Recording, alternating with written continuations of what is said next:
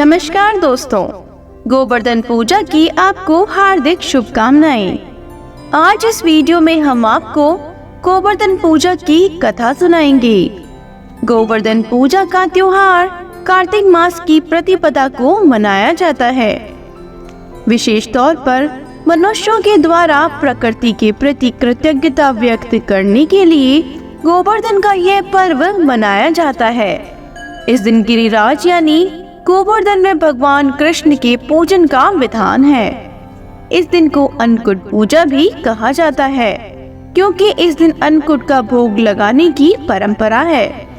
इस दिन घर के आंगन में गाय के गोबर से गोवर्धन पर्वत और पशुधन की आकृति बनाई जाती है।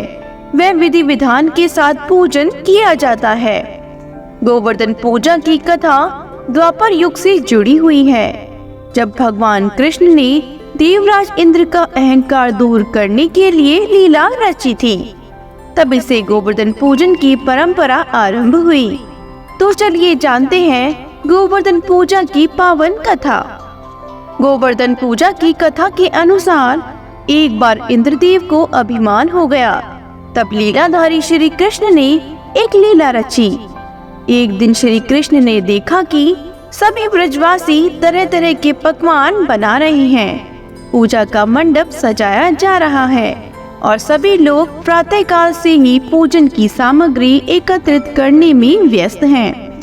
तब श्री कृष्ण ने यशोदा जी से पूछा, मैया, ये आज सभी लोग किसके पूजन की तैयारी कर रहे हैं? इस पर मैया यशोदा ने कहा, पुत्र, सभी ब्रजवासी इंद्रदेव के पूजन की तैयारी कर रहे हैं। श्री कृष्ण बोले, मैया, हम इंद्र की पूजा क्यों करते हैं? मैया ने कहा, वे वर्षा करते हैं जिससे अन्न की उपज होती है। उनसे हमारी गायों को चारा मिलता है।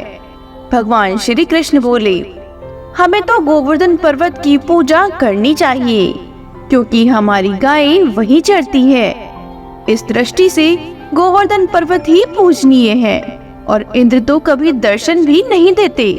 इसलिए हमें इंद्र की जगह गोवर्धन पर्वत की पूजा करनी चाहिए। लीलाधारी की लीला और माया से सभी ने इंद्र के स्थान पर गोवर्धन पर्वत की पूजा की। देवराज इंद्र ने इसे अपना अपमान समझा और मूसलाधार वर्षा आरंभ कर दी। प्रलय के समान वर्षा देखकर सभी ब्रजवासी भगवान कृष्ण को कोसने लगे कि सब इनका ही कहा मानने से हुआ है।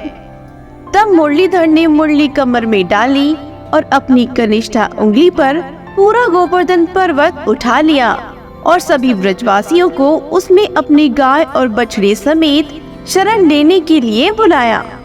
इंद्र कृष्ण की यह लीला देखकर और क्रोधित हुए। फलतः वर्षा और तेज हो गई। इंद्र का मान मर्दन के लिए तब श्री कृष्ण ने सुदर्शन चक्र से कहा, आप पर्वत के ऊपर रहकर वर्षा की गति को नियंत्रित करें। और शेषनाग से कहा, आप मेंढ बनाकर पानी को पर्वत की ओर आने से रोकें। इंद्र निरंतर 7 दिन तक मूसलाधार वर्षा करते रहे। तब उन्हें लगा कि उनका सामना करने वाला कोई आम मनुष्य नहीं हो सकता। अतः वे ब्रह्मा जी के पास पहुँचे और सब वृत्तांत कह सुनाया।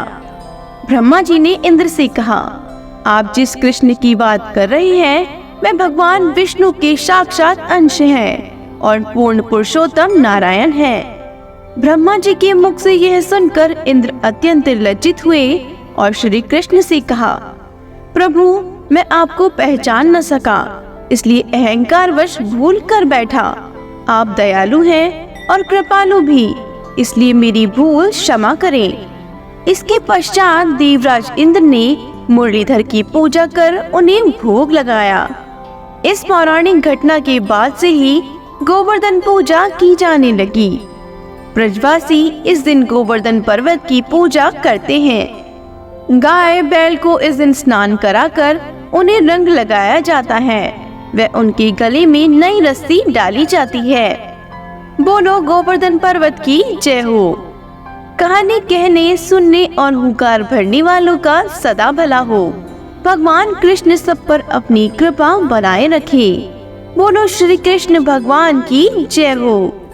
हमारे वीडियो में अंत तक बने रहने के लिए आपका बहुत बहुत धन्यवाद।